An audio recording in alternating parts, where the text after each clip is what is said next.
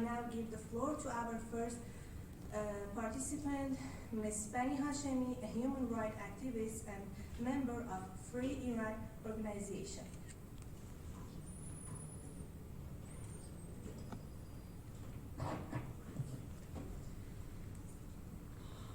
Hello everyone.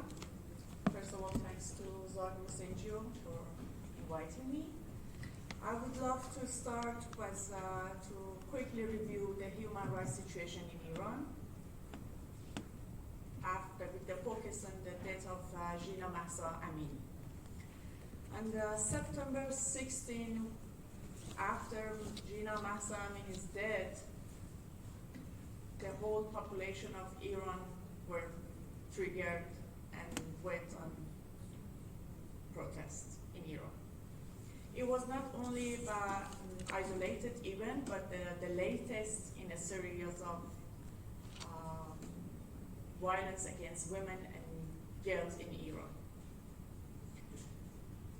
When people started protesting in Iran on the streets, the government, the Islamic regime, started showing the aggressive suppression in the whole country. And during the last 9 months, we witnessed lots of human rights violations. I would review quickly on the numbers. More than 25,000 people are arrested in the prisons of Iran just during the last 9 months. Around 600 got killed, including 74 children. And I would like to mention that Islamic Republic in Iran has the #1 position in the ranking of execution around the globe. Only in 2023, they executed 341 prisoners in Iran. Regarding all those human rights violations happening in Iran, it's not easy to forget about Nilufar Hamidi and Elahe Mohammadi, those 2 journalists that reported about Gina Mahsa Amini's death, and since then they are arrested in prison. And they are not the only journalists that are arrested, and they were in the court just for announcing news and giving the speech of their own opinion. During the last 9 months, we were witnessing the mass poisoning in the school for school kids. Up to 7,000 school kids, mostly girls, were poisoned in Iranian schools. And at all those mass poisoning has happened at least in 28 provinces of Iran's 31 provinces. Still no deep investigations has been done by Islamic Republic authorities, and no one got the responsibility for this mass poisoning. During the protest in Iran, IRGC and Islamic Republic authorities started shooting systematically and on purpose on the face of protesters. Around 700 youths had eye injuries, and over 600 have lost one or both eyes because they were shot on their eyes and faces. The situation of prisoners in Iran is getting worse every day. We are hearing about extreme torture with no medical aid for those that are in need of medical aid. We are hearing about raping, no matter women or men, harassing, sexual harassment during the admission session, and we have few prisoners that already passed 1,000 days in confinement cell.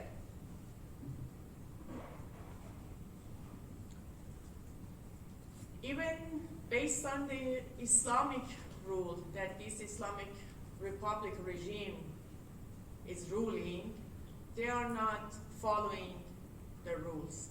So those protesters that they've been in the court, they are not allowed to have their own lawyer.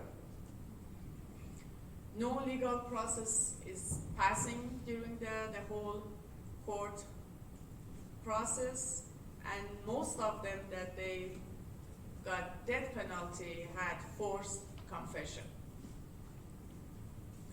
Families of victims, including families of prisoners and those dead protesters, are under severe pressure.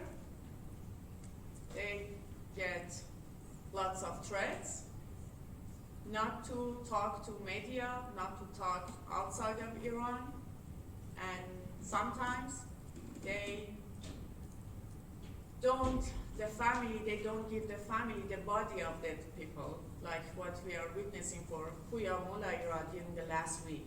They killed the guy, and after 6 days, 7 days, they still don't give the body to the family. And sometimes they use the framing as a tool to put more pressure on the families. They killed a 9-year-old Kian Pirfalak in Ize, and now they are framing his mom that she's trying to be the voice of their family, and they are trying to frame her for undone crimes. Just a few statistics over what's happening in Iran regarding the human rights violations. And we are shockingly seeing that in UN, no one cares about this statistic, and at the same time, we can see that just 2 months ago, they appointed the representative of Islamic Republic as the chair of Social Forum in Human Rights Council in UN. 2 weeks after, Islamic Republic in Iran was one of the deputy of General Assembly in UN. So at the same time that the last month in November, that last year in November, UN decided to give the mission to a fact-finding machine to investigate deeply in Iran. We are witnessing these giving credits to Islamic Republic that all those human rights violations are obvious, clear to the whole world. The special reporter, Mr. Javed Rahman, is still trying to go into Iran for more deep investigation, and Islamic Republic is denying his visas. The fact-finding machine, all those research investigation is happening outside Iran, and we are wondering how UN, with all those tools, mechanism, is not able to make the whole Islamic Republic authorities accountable for what they are doing, and pushing them to accept UN representatives to go there and investigate deeply. Well, thank you, Ms. BANIHASHEMI.